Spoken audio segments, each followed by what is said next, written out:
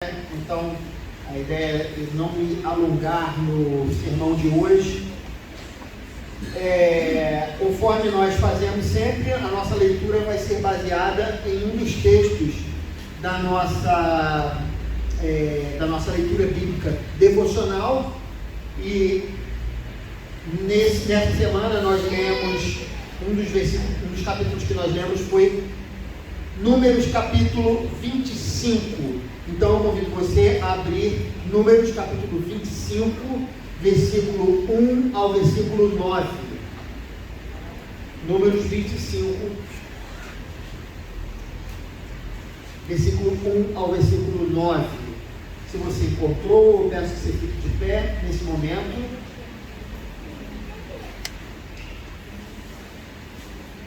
Se você puder, é claro.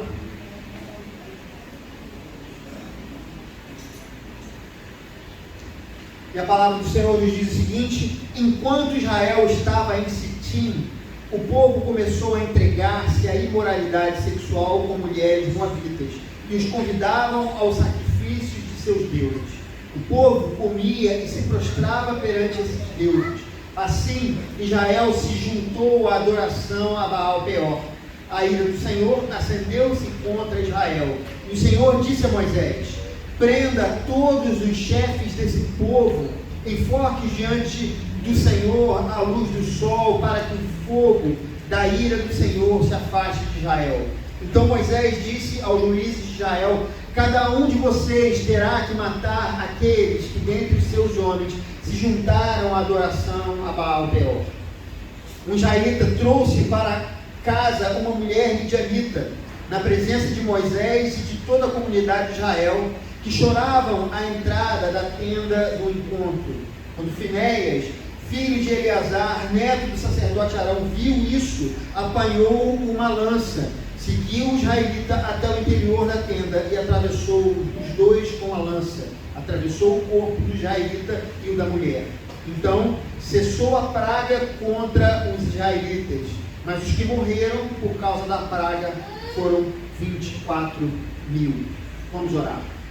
Senhor, nesse momento, eu creio que o Teu Espírito Santo, Ele pode agir, Ele pode iluminar o nosso entendimento, para que a gente conheça a Tua Palavra, para que a gente entenda a Tua Palavra, e para que essa Palavra venha a nos fortalecer e a nos fazer crescer na graça e no conhecimento do nosso Senhor Jesus Cristo.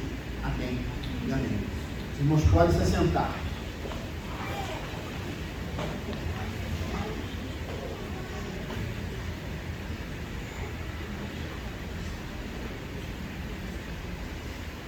Queridos, é interessante que nós estamos estudando na nossa escola bíblica dominical, algumas questões relacionadas à Bíblia Sagrada, E uma das coisas que a gente vê, e elas foram afirmadas, por exemplo, pelos reformadores, eles falam, vou falar uma palavra aqui difícil, Eles falam sobre a perspicuidade das Escrituras, que nada mais é do que a clareza das Escrituras, E de fato, a história de salvação está claramente exposta. A gente estudou isso na nossa EBD no dia de hoje, porque há passagens que são muito objetivas e que nos falam a respeito da nossa salvação, e você não precisa de um grande recurso exegético para que você tenha esse conhecimento. No entanto, há outras passagens que nós precisamos ter mais atenção, que nós precisamos buscar mais o seu sentido e o seu significado. Há pontos que devem ser estudados e esclarecidos. E por isso, quando nós nos formamos no seminário, nós fazemos, nós aprendemos a exegese, a hermenêutica, a homilética. Nós temos noções do conhecimento de grego, do hebraico, de teologia e também de história da igreja. Tudo isso é importante para nos preparar para esse desafio de ensinar a palavra de Deus. E o texto de hoje, ele é um daqueles textos que eu diria, queridos, que são difíceis de encarar, né? Nós temos alguns textos bíblicos que a gente vê uma facilidade maior da gente pregar, como por exemplo o Salmo 23, João 3,16, ou então os próprios evangelhos ou as cartas paulinas. Mas alguns textos, eles são bem mais difíceis, e até mesmo alguns pregadores tentam evitar esses textos a todo custo.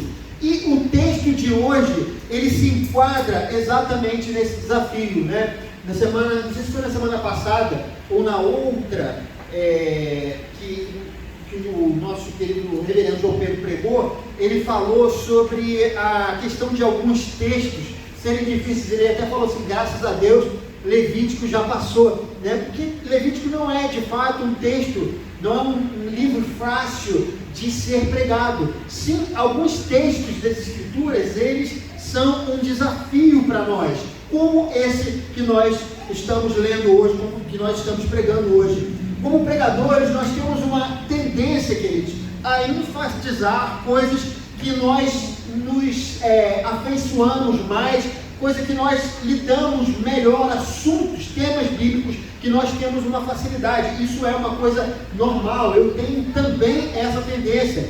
Coisas como o amor ao próximo, a bondade e a misericórdia de Deus, as bênçãos de Deus, tudo isso é importante e precisa ser pregado, mas não há como a gente escapar disso, queridos. Se alguém deseja conhecer a Deus, não pode fugir do conhecimento de toda a Escritura. Por isso, meus irmãos, a nossa ênfase na nossa leitura bíblica, devocional diária, por isso essa igreja se preocupa em comentar cada um dos capítulos bíblicos, para que você tenha um entendimento melhor, mais profundo da palavra de Deus. Tudo o que Deus quis nos revelar, ele está nas Escrituras Sagradas. Tudo que nós necessitamos para a nossa vida, para a nossa salvação, para a eternidade, está nisso aqui. Nós chamamos a revelação especial de Deus.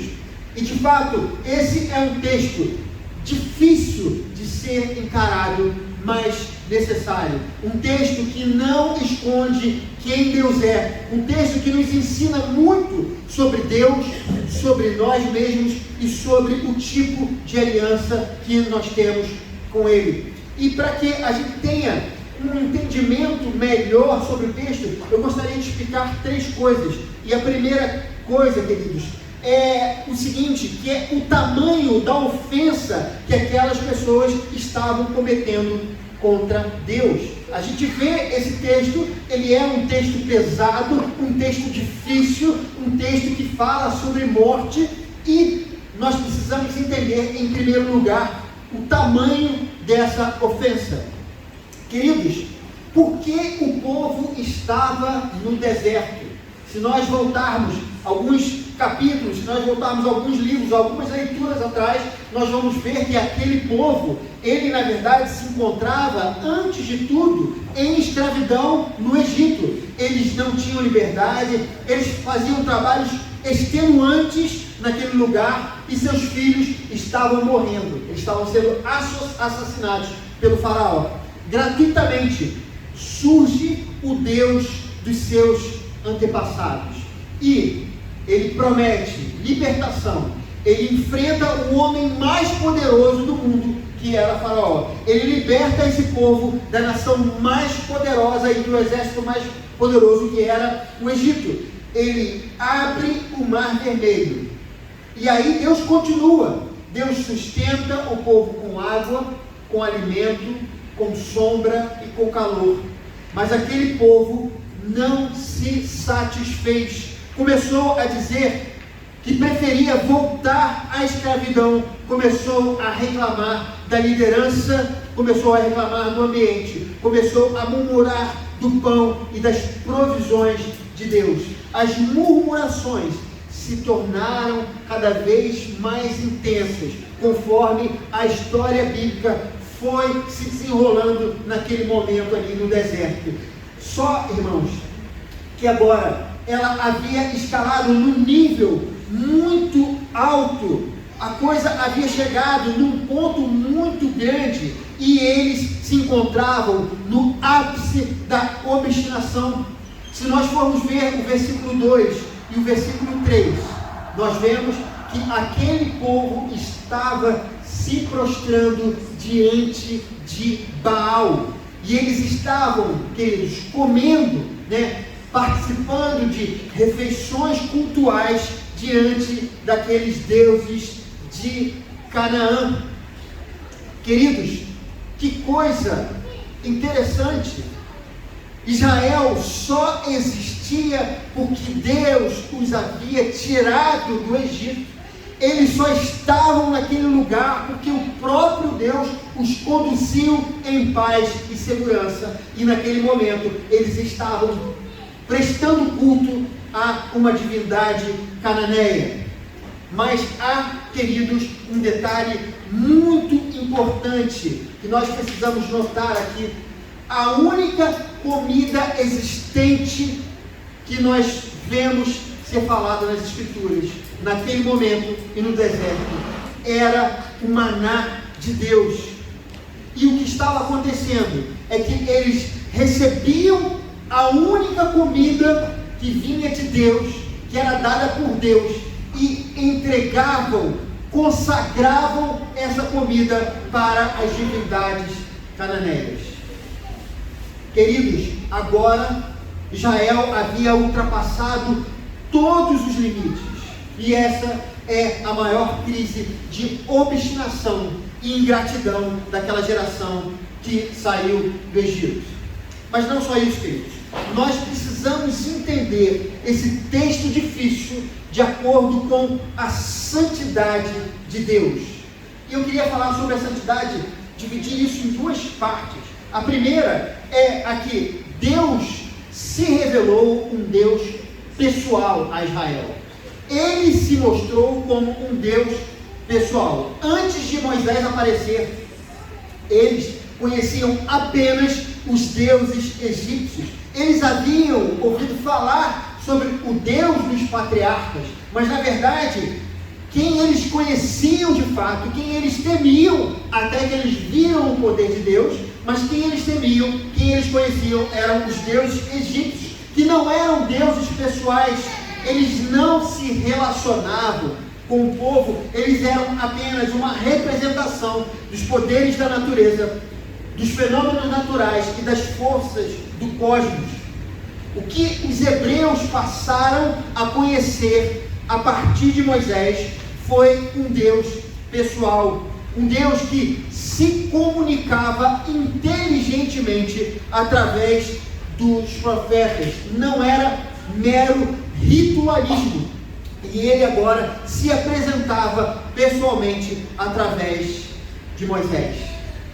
E dentro dessa questão, queridos, há também uma outra coisa. Além desse Deus ser pessoal, ele também é um ser moral, porque o conceito de santidade é o conceito de perfeição.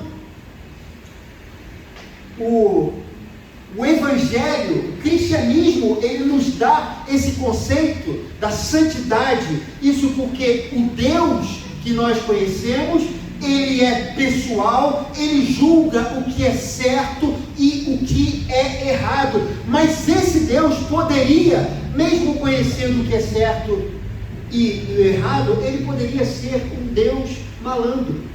Ele podia não levar a sério o que é certo e o que é errado. Mas nesse momento, desde que Deus chamou Abraão e Deus está conduzindo a sua revelação, está se fazendo conhecido, conhecido a toda a geração de Abraão, Deus está se mostrando como um Deus santo. Deus, meus irmãos, ele se revela um ser moral. Ele distingue entre o certo e o errado. Entretanto, mais do que conhecer o certo e o errado, as leis morais, elas pertencem à própria natureza divina. E queridos, eu queria propor uma hipótese aqui para vocês. Sem a existência de Deus, e Deus ele sempre existiu, mas sem a existência de Deus, não haveria a possibilidade da existência do certo e do errado, porque na sua natureza reside o padrão do certo e do errado. Não é que Deus seja o bem e o mal, mas Deus é a bondade, é a santidade total, é a perfeição total. E Ele é a referência de santidade. Nesse momento, esse povo estava conhecendo esse Deus pessoal e esse Deus santo. Em suma, porque Ele era um ser pessoal, porque Ele era um ser moral, perfeito. Ele exigia uma conduta perfeita daqueles que decidissem andar com Ele, que era a santidade. E uma terceira coisa, para nós entendermos esse texto tão difícil, é entendermos o que era a aliança. Por ser santo, por ser pessoal, Deus, Ele propôs um compromisso com o povo. Quando o Senhor, meus irmãos, apareceu a Abraão, Ele disse o seguinte: eu sou o Deus Todo-Poderoso, anda em minha presença e ser perfeito. Deus exigia a perfeição daqueles que tinham um trato com Ele. Foi assim com Abraão, e estava sendo agora com o povo, com a descendência de Abraão. Quando Deus propôs uma aliança com os filhos de Abraão, Ele revelou o seu caráter nos 10 mandamentos, no chamado Decálogo. E ali nós vimos que Deus é um ser perfeito e o que Ele demanda é a perfeição. Nos 10 mandamentos é como se Deus estivesse mandando um recado para aquele povo. É como se Ele dissesse: esse é o meu padrão, cumpram isso e vocês serão abençoados. E o incrível, queridos, é que em Êxodo capítulo 24, versículo 7, o povo falou: nós faremos tudo o que o Senhor ordenar. Eles ainda não tinham um pacto, mas eles aceitaram o pacto. Se quisessem a bênção, era necessário que eles aceitassem de livre vontade o compromisso. Assim sendo, por Ele ser santo, por Ele ter uma aliança de juramento, porque essa aliança previa duras sanções em casos gravíssimos, aconteceu aquele terrível evento no arraial que nós lemos nessa manhã. Deus zelava pela sua santidade, Deus zelava pelo seu juramento, Deus zelava pelo futuro da nação. Se olhamos, meus irmãos, da perspectiva histórica, nós vamos ver que a adoração aos deuses cananeus foi uma grande armadilha para Israel. Se a gente tivesse uma máquina do tempo aqui, e a gente tem, porque a Bíblia nos conta o que aconteceu alguns anos depois, alguns séculos depois, e nós vamos chegar na história de um rei do Reino do Norte chamado Acabe e a sua esposa Jezabel. Eles eram adoradores de Baal, que era um deus cananeu.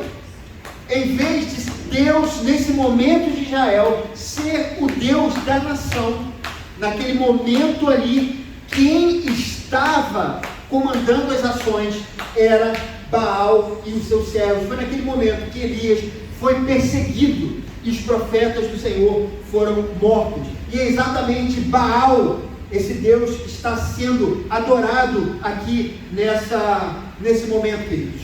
E a pena de morte, no texto de hoje, ela foi decretada por Moisés, e ela é tanto uma penalização quanto um duro exemplo para as gerações futuras. Uma penalização para essas pessoas aqui, mas também um exemplo para essas pessoas que viveriam centenas de anos depois. Também, queridos, a praga de 24 mil pessoas é tanto a penalização pela transgressão da lei por parte daquele povo, quanto a demonstração do perigo que as gerações futuras corriam.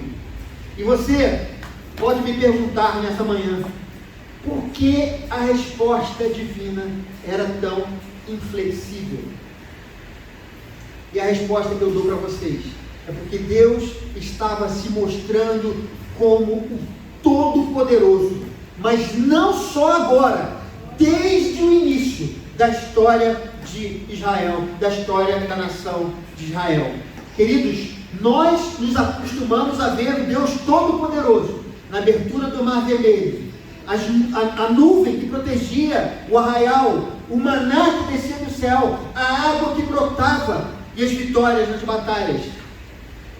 Isso a gente não estranha, mas muitas vezes ficamos chocados quando vemos um episódio tão drástico. E naquele momento, as maldições e bênçãos estão servindo como um sinal de Deus para as futuras gerações de Israel. As reações divinas, inflexíveis, precisam ser contrastadas com o tamanho dos milagres que essa nação estava testemunhando desde os primeiros dias no deserto. E se há, meus irmãos, uma geração de Israel que não poderia tomar tal atitude, essa é a geração de Moisés. Eles presenciaram o poder de Deus como nenhuma outra, e com isso eles demonstravam que não tinham qualquer interesse naquele relacionamento com Deus. Aquela geração saiu do Egito, rejeitou a aliança que Deus havia feito com eles.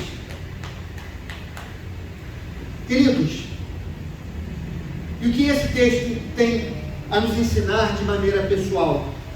Queria propor isso agora nesse momento. Em primeiro lugar,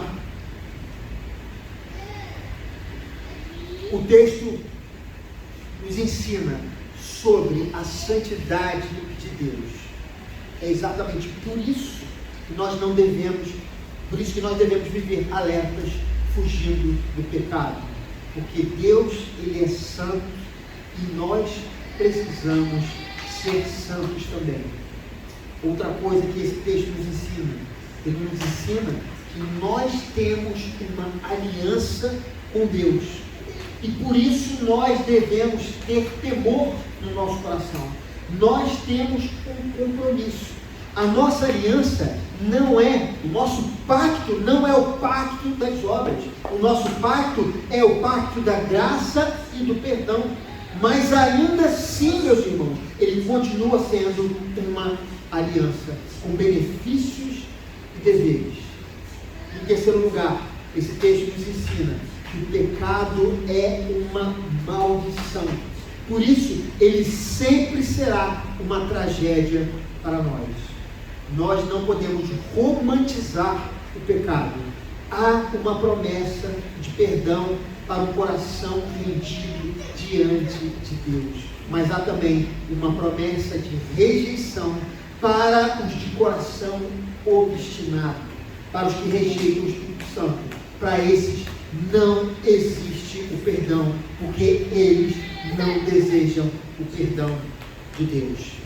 E além do mais, meus irmãos, o texto nos mostra um Deus inflexível com o pecado, mas longe de demonstrar crueldade, esse Deus demonstra fidelidade. Ele é justo, portanto, será justo em qualquer situação. E foi essa inflexibilidade da sua justiça que fez seu filho receber a inflexível ira de Deus na cruz do Calvário. Porque para ser justo, sendo ele fiel, ele não poderia deixar de nos punir pelos nossos pecados, mas ele decidiu tomar o nosso lugar. Por isso, Jesus experimentou tamanha dor e sofrimento, porque Deus não poderia não deixar de punir o homem pelos seus pecados, mas ele se torna homem e recebe a ira de Deus em nosso favor. Sendo assim, meus irmãos, porque seu filho recebeu a inflexível ira divina, então nós precisamos temer a Deus. Temor não é medo. O temor bíblico é uma capacitação de Deus para reverenciá-lo. Jesus teve que morrer por mim, portanto o pecado é algo sério. Assim, eu preciso viver em santidade. Nós temos que lembrar também que temos um compromisso com Deus. Nós temos uma aliança com Ele. Essa aliança nos promete bênçãos, mas também exige de nós um compromisso. Nós não podemos nos esquecer disso. E ainda, queridos, nós recebemos o perdão dos nossos pecados e a aceitação por parte de Deus. Por mais que Deus exija a obediência no contrato, nessa aliança que Ele tem conosco, a obediência que Ele espera de nós não é obediência perfeita, mas sim a obediência sincera. Esse Deus fiel nos prometeu a adoção. Portanto, você em Jesus Cristo é considerado filho de Deus. Que o Senhor abençoe essa mensagem nesse momento. Eu termino com João capítulo 1, versículo 12 a 14, que nos diz: contudo, aos que o receberam, aos que creram em seu nome, deu-lhes o direito de se tornarem filhos de Deus, os quais não nasceram por descendência natural, nem pela vontade da carne, nem pela vontade de algum homem, mas nasceram de Deus. Aquele que é a palavra tornou-se carne e viveu entre nós.